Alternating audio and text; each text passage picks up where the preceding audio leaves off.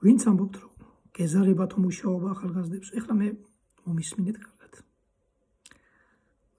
დავიწყოთ, ესე იგი 15 წლის ასაკში დავიწყე მუშაობა, ერთ-ერთ კერძო მაღაზიაში 3 ლარს მიხდიდა ყოველ დღე ის ადამიანი.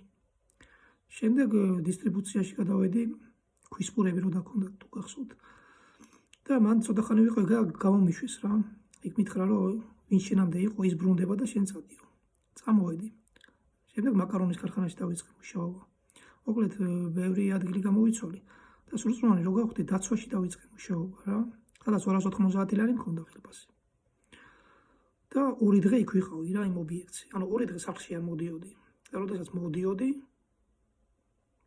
ძალიან ხშირად დამატებაში მივყავდი რა, მირეკავდნენ რომ დამატებაში წადიო და მივდიოდი. შემდეგ ვაქსამუშაოდან გადავედი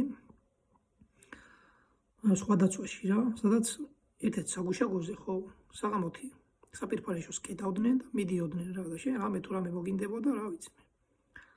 რა სიზავდე, ეგ შენი პრობლემაა. სხვა საგუშაგოზე გადახვიდოდი თუ რა სიზავდე, არ აინტერესებდათ, კეტავდნენ, მიდიოდნენ. ხო. შემდეგ აქედან წამოვედი და კონსულტანტად დავიწყე ორნაბიჯში მუშაობა. სადაც დილით ჩავიბარე სალარო და ეს სალაროს დაცლის დროს რა მოვიდა და მაღაზე ცოტა ადრე მივიდნენ უჩემოდ დაცალეს სალარო, კარები მიხურეს და ითვალეს. და ვიცი და ითვალეს თუ რა ქნეს, უკა მიჩალიჩეს რა.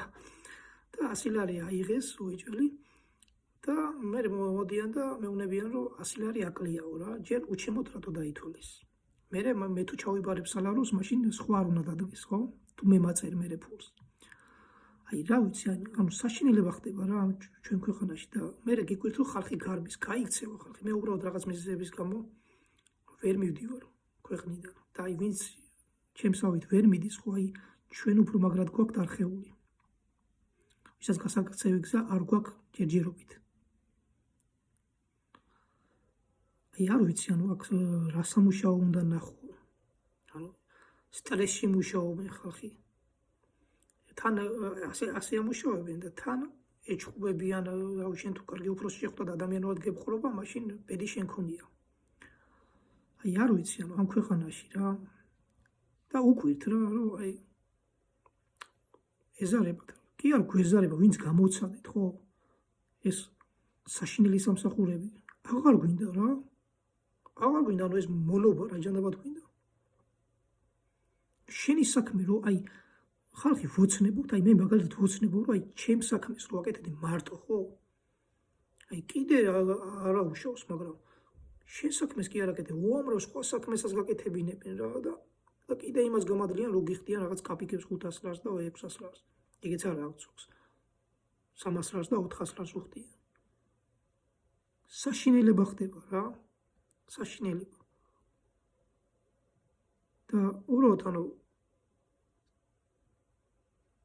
ჩემი თხოვნა იქნება, რომ ვისაც ანუ ხაი ხელობის შესწავლა მინდა რა და ვინც ნახავთ თუ იცნობთ ვინმეს ან თუ თქვენ ასავლით ხელობას, ხო დიდი სიამოვნებით შევისწავლე ხელობას რა. და მიკავშირდით ცხოვრობ რუსთავში, ვარ 29 წლის. და აი არანაირი გამოცდილება არ მაქვს, აი ესენი რა ჩამოთვალე, მან მაქვს ნამუშევარი მარტო რა ხელობა საერთოდ არ ვიცი არაფერი რა.